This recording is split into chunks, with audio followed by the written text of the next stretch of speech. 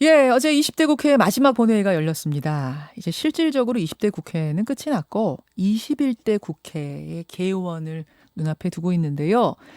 21대 국회의 큰 특징이라면 177석의 거대 여당이 등장한다는 사실이죠. 여당 입장에서는 법안 처리에 수월하다는 게 장점입니다만 그만큼 결과에 대한 막중한 책임도 따른다는 부담이 있을 겁니다. 21대 국회에 민주당을 이끌 분 김태년 신임 원내대표 오늘 만나보겠습니다.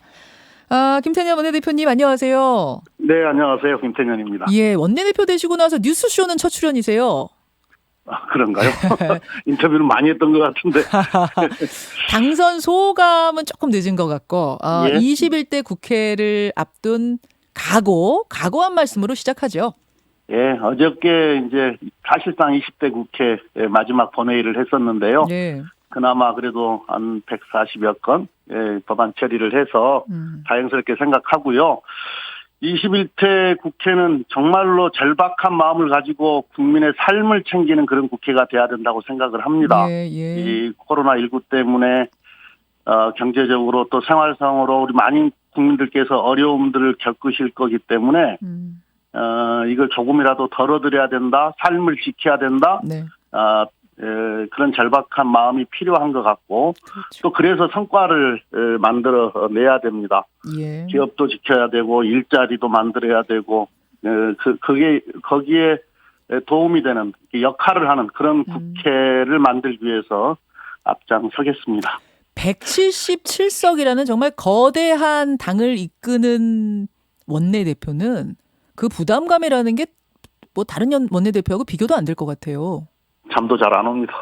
잠도 잘 안 오실 정도입니까? 예, 너무 무겁습니다. 그렇죠. 책임이 무겁습니다. 책임이 무겁죠. 그렇죠. 그 미래통합당에는 주호영 이제 신임 원내대표가 선출이 됐는데 두 분 당선 후에 몇 번 만나셨죠? 예. 그렇죠. 지금까지 호흡은 어떻습니까? 아주 좋은 협상 파트너를 만나서 아주 다행이라고 생각을 합니다. 예.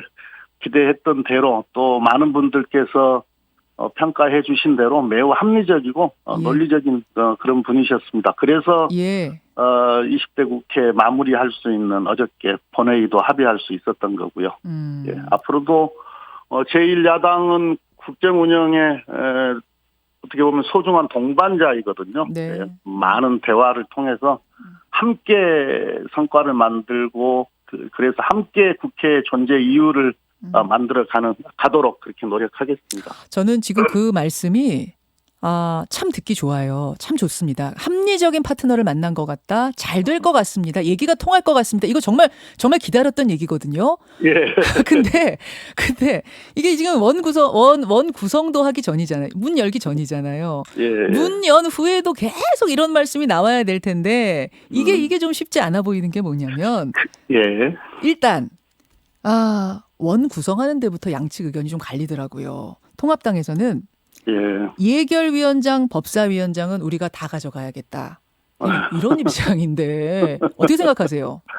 그 말씀을 드리기 전에 그래서 이제 함께 협력해서 정치를 하라. 이것도 국민의 명령 중에 하나 아니겠습니까? 물론이죠. 예, 그런데 이제 어쨌든 정권을 갖고 이렇게 경쟁하고 있기 때문에 이게 선한 의지로만 이루어지기가 되게 힘들어요, 구조적으로. 그렇죠. 그래서 제가 제일 관심 있는 것은 제도의 틀 안에서 어떤 협력의 정치가 가능하도록 만들어 보자. 이게 그러니까 국회가 일하는 국회를 이렇게 제도적 틀, 이렇게 시스템을 만들어 놓고 그 시스템 속에서 어떻게 보면은 의정 활동이 이루어지다 보면은 자연스럽게 어떤 협력의 정치가 완성될 수 있지 않겠냐 싶어서 맨 먼저 주호영 대표하고는 그 점을 놓고 그걸 놓고 깊게 한번 대화를 나누고 어떤 제도적 틀을 만들어 보고 싶습니다. 그렇게 되면은 상임위 배분 문제와 관련해서는 크게 쟁점이 안 되고 해결될 수 있을 거라고 생각합니다. 그 일하는 국회를 시스템으로 만들자. 예를 들면 어떤 시스템이 가능한가요? 그러니까 지금 이제 그렇지 않아도 우리 사회가 4차 산업혁명 또는 혁신의 시대에 살고 있었지 않습니까? 예. 이 특징이 뭐냐면은 사회 변화, 그러니까 우리 국민들의 삶의 형태나 산업 경제의 이 변화의 속도가 되게 빠르다는 거거든요. 예. 거기에 코로나19 이게 이제 훨씬 가속도를 붙였습니다. 그렇죠. 그렇죠. 그렇다면 국회가 이 흐름에 이 빠른 속도에 대응을 해줘야 되거든요.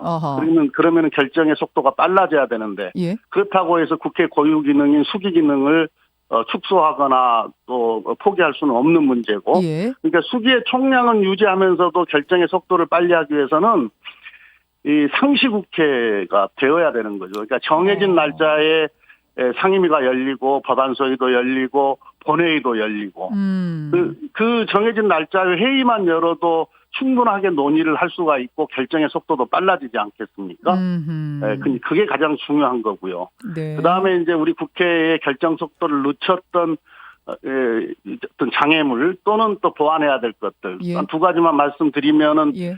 이게 우리 사회가 이제 많이 다원화되고 있기 때문에 다양한 이해관계가 많아졌다는 뜻이거든요. 그렇죠. 당연히 법안 제출 양이 많습니다. 네네. 그러니까 이 법안 양이 많아졌기 때문에 법안 심의를 속도 있게 하기 위해서는 법안 소위가 복수로 운영이 되어야 되는데, 예, 지금은 우리 국회가 이제 그런 어떤 체계를 갖추는 데 있어서 부족함이 있고요.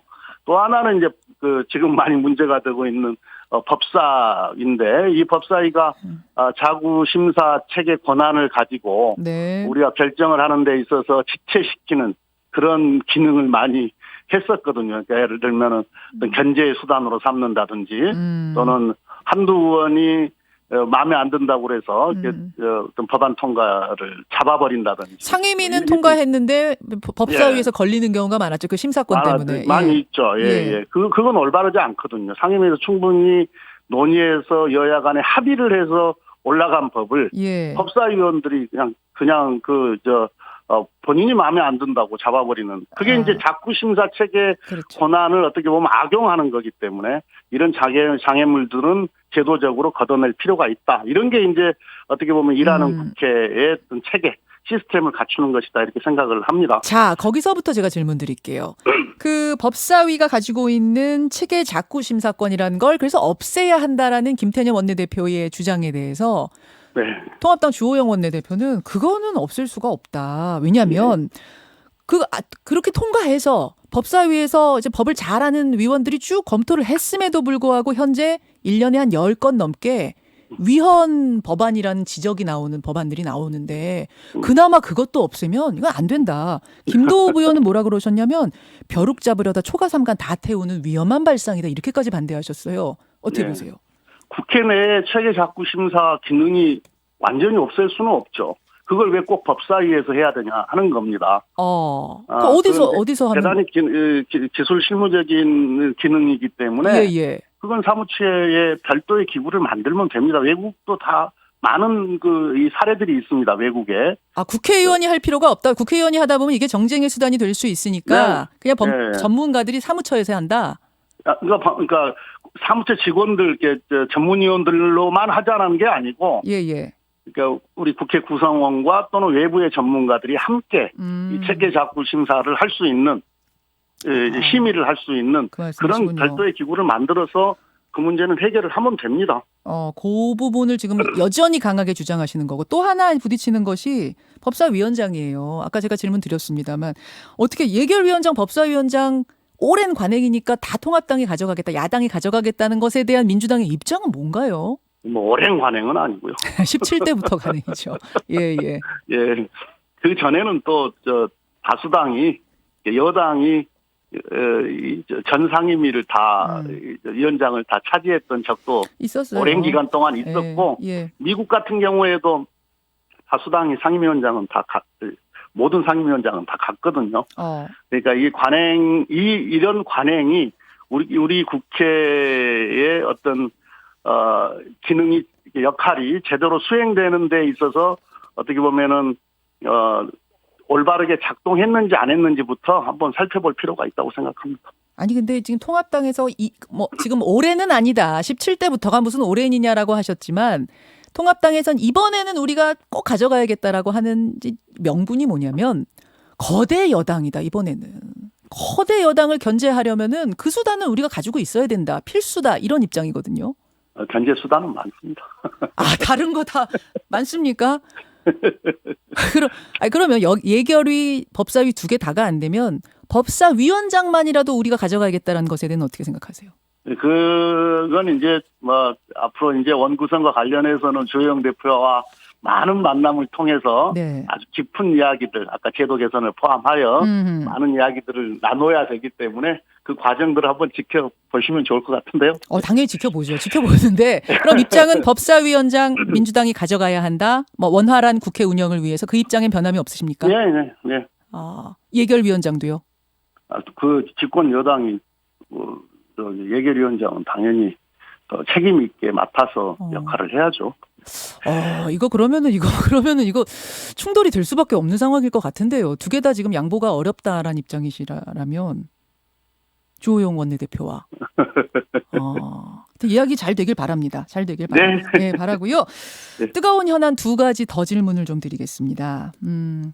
하나는 한명숙 전 총리 건이고 하나는 윤미향 당선인 건인데 먼저 한명숙 전 총리 관련 어제 최고위원회에서 한명숙 전 총리 사건의 진실을 밝혀야 한다 이런 발언을 하셨어요. 예. 이미 대법원에서 징역 2년형이 선고가 된 그러니까 확정 판결이 나온 것인데 5년이 지난 이 시점에서 다시 언급하신 이유는 뭘까요? 몇 가지 점을 주목하게 됐는데요. 하나는 한만호 씨. 네. 한만호 씨 옥중 비망록이 공개가 됐지 않습니까? 예. 저는 큰 충격을 받았습니다. 또 많은 국민들께서도 아마 그런 마음이 있으실 것 같은데 내용이 너무 생생해요. 제가 보기에는 많이 생각을 해봤는데 경험하지 않으면은 쓸 수 없는 내용이다 이런 생각을 했는데 그 내용을 들었는데 잠깐만 제가 소개하고 가자면 이렇게 써 있었습니다. 추가 기소에 대한 두려움과 검찰이 나의 사업 재개를 돕겠다는 약속 때문에 내가 법정에서 뇌물 줬다고 말을 바꾼 거다. 이렇게 써 있었던 거죠? 예. 그러니까 거짓 진술 강요하고 겁박하고 회유했다. 이런 게 있는 거지 않습니까? 그다음에 검찰이 한만호 씨를 73회를 부릅니다. 그런데 진술 조서는 딱 5개에 불과하거든요. 그러면은 이제 이런 비망록이 이 비망록을 써서 이 한만호 씨가 얻을 이익이 뭐죠? 이런 생각을 해봤는데 별로 얻을 이익이 없어요. 네, 그 다음에 이 사건의 출발이 이 사건, 이 한만호 씨 사건이 있고 그 앞 사건이 있지 않습니까? 예. 곽영훈 대한통운 그렇죠. 사장 건과 관련해서 예. 그게 1심 무죄 판결이 4월 9일 날 나는데 그 재판 과정이 거의 무죄가 예상되던 그런 이제 재판 과정이 있었습니다. 그 1심 선고 하루 전날 이 한신공영을 압수수색을 하거든요. 한만호 전 사장의 한신공영, 예. 검찰에서. 네.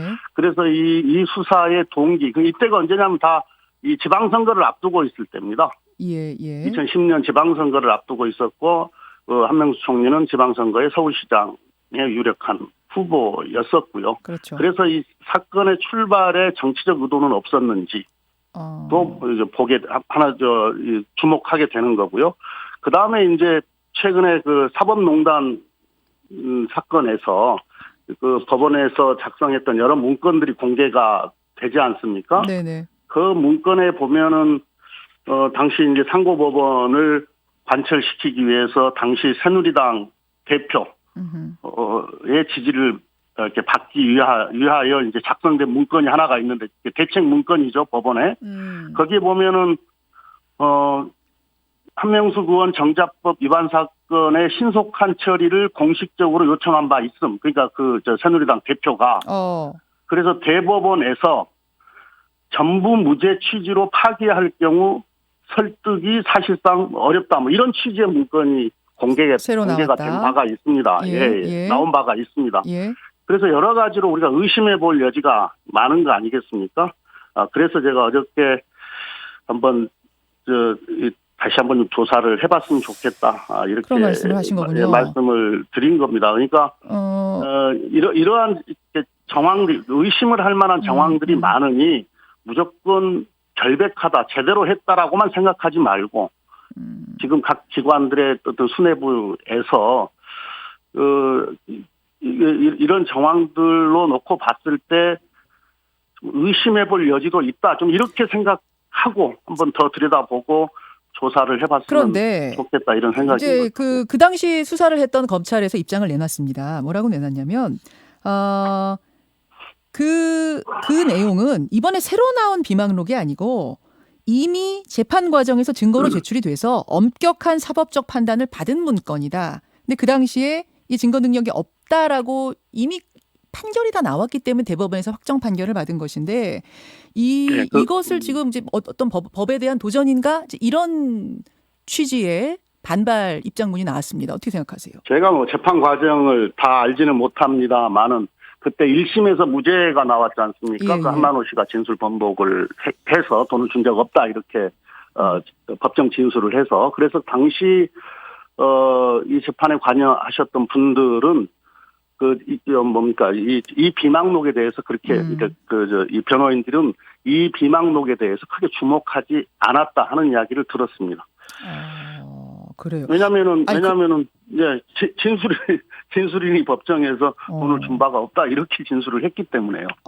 그러면 이게 지금 재심이 되려면 대법원 확정 판결까지 나왔는데 재심이 되려면은 새로운 증거가 나온다든지 아니면 그 당시 수사 과정에서 불법적인 요소가 있었다든지 요건이 있어야 되지 않습니까? 재심 신청하려면 그 요건에 충족한다고 보십니까? 어떻습니까? 그건 이제 법률가들께서 판단하실 문제고 또 한총리님 그때 이제 변호해 주셨던 분들께서도 판단을 해보실 문제인데 대단히 재심과 관련해서는 지금 불리하다 이런 의견이 많이 있어요. 왜냐하면은 이 비망록을 작성하셨던 분 한만호 씨가 이미 고인이 되셨기 때문에.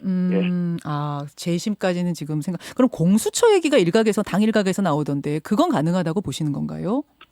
공수처에서 다뤄야. 그건 아까도 말씀드렸지만 이 사건의 어떤 진실 여러 가지 의심스러운 정황들이 많고 또 상황들이 있으니 해당 기관에서 다시 한번 조사를 해봤으면 좋겠다라는 말씀을 드렸고 오늘은 거기까지만 말씀드리겠습니다. 그 해당 기관이라 하면 지금 검찰에서는 아니다라는 입장이니까 우리 할 만큼 했다는 입장이니까 검찰은 아닐 거고 공수처가 새로 출범을 하면 거기서 다룰 수는 있다는 걸로 들립니다. 저는 해당 기관에서 먼저 좀 들여다봤으면 좋겠어요. 검찰에서 먼저. 검찰, 법원.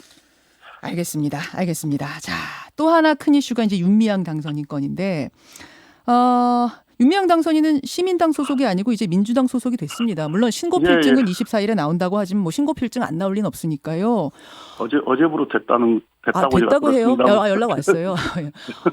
어떻게 해야 된다고 보십니까, 윤 당선인은? 지금 이제 많은 언론에서 이제 의혹 보도를 하고 있는데요. 어저께 우리 당 대변인이 공식적으로 입장을 밝혔습니다. 사실관계 확인이 먼저다. 그리고 그 사실관계가 나왔을 때 또 민주당의 입장이 정해질 것이다. 이렇게 말씀을 드렸어요. 지금 이 정의연과 관련된 이 감독기관들이 많이 있습니다. 인권위도 있고 행안부, 그리고 여가부, 외교부, 또 국세청, 이 해당 기관들이 각각의 어떤 책임과 권한을 가지고 이 정의연의 회계와 관련해서 다 들여다보고 있고 또 이 사업이 제대로 진행됐는지에 대한 부분들도 다 지금 들여다보고 있는 것으로 알고 있고요. 또 이 정의연에서도 외부 기관을 통해서 회계 감사를 받겠다 이렇게 밝혔지 않습니까? 그 결과가 나온 뒤에 어떤 입장을 정해도 저는 늦지 않다 이렇게 생각을 합니다. 그러면 그 결과라 하면 검찰이 다 수사하고 조사한 결과를 보시겠다는 걸까? 아니면 당내에서도 좀 조사를 하고 있는 걸로 아닌데 그 결과입니까? 당이 정의연의 회계 장부를 당이 가서 들여다볼 수가 없지 않습니까? 근데 감독의 권한이 있는 기관들은 들여다볼 수가 있기 때문에. 그 정도까지는 보겠다. 그건. 언제쯤 된다고 하나요? 글쎄요, 그게 오랜 시간 걸리지 않을 것 같은데요. 오랜 시간 걸리지 않는다고 들었습니다. 그렇습니까? 그 결과까지 보고 그러면 지금 당 일각에서는 일단 당원권 정지라도 하고서 이거 좀 당의 부담 덜어야 되지 않겠느냐 이런 얘기들 나오는데 여하튼 그것조차도 그 회계장부 감사 결과까지는 보고 결정하겠다는 말씀. 예. 지금 이제 그 많은 이제 언론에서 많은 의혹이 있다라고 보도하는 게 이제 어떤 이 정부 보조금이나 또는 기부금을 사업 목적에 정관에 나와 있는 사업 목적대로 사용하지 않고 개인이 유용한 거 아니냐 이런 취지로 지금 의혹 보도를 하고 있는 거 아니겠습니까? 그 점을 먼저 확인을 할 필요가 있는 거죠. 그래서 그 권한이 있는 기관들이 먼저 살펴보고 밝힐 필요가 있겠다 이렇게 생각을 하고요. 그러나 이제 우리가 한 가지 봐야 될 것은 처음에 우리 위안부 문제를 가지고 이 운동을 시작하셨던 분들의 뭐 입장문도 나왔던데 30년 동안 이 문제를 우리 사회에 공론화시키고 또 국제적으로 연대하고 이게 보편적인 어떤 인권의 문제로까지 승화시키는데 많은 역할을 했던 그 운동 자체가 저는 폄훼돼서는 안 된다. 그 입장은 가지고 있습니다. 지금 조만간 나올 거라고 말씀하셨잖아요, 결과가. 근데 그 조만간이 언제가 될지 모르겠지만 지금 국민 여론이 당이 감당할 수 있는 수준을 넘어섰다. 그렇기 때문에 빨리 움직여야 된다는 이야기가 당 안에서도 나오거든요. 부담되진 않으세요, 여론이? 저는 공당입니다. 사실관계 확인이 먼저죠. 더구나 또 윤미향 당선자는 어쨌든 국민이 선출하신 분 아니겠습니까? 우리 어떤 입장을 취하고 결정을 하는 데 있어서는 신중할 필요가 있다고 생각합니다. 조사 결과가 언제쯤 나오는 걸로 파악하고 계시길래요? 그렇게 길지 않을 것 같아요. 이번 주 내로 나온답니까 혹시? 제가 날짜는 특정하지 못하겠습니다. 왜냐면 당으로서는 이제 원 구성 전에 뭐가 되느냐 안 되느냐 뭐 이런 것들이 다 중요한 문제일 것 같아서 그 시점의 문제가. 어저께 검찰이 압수수색을 해버렸기 때문에 외부기관의 회계 감사가 검찰이 이제 다 뭐 예를 들면은 장부랄지 이런 걸 다 회계 장부랄지 이런 걸 다 가져갔을 거 아닙니까? 외부 기관의 회계 감사가 이게 될지는 제가 조금 더 알아봐야 될 것 같아요. 알겠습니다. 아마 국가기관들은 다 봤다고 그렇게 알고 있습니다. 결과가 조만간 나올 것이고 결정도 그때 거기까지는 보고하겠다는 말씀. 자, 여기까지 입장 확인하죠. 김태년 원내대표님 고맙습니다. 예, 감사합니다. 더불어민주당 김태년 원내대표였습니다. 김현정의 뉴스쇼는 청취자 여러분의 참여로 이루어집니다. 트위터, 페이스북, 레인보우 게시판, 그리고 단문 50원, 장문 100원의 유료 문자 샵 1212, 우물정 1212 통해 참여하실 수 있습니다. 김현정의 뉴스쇼, 여러분과 함께 만듭니다.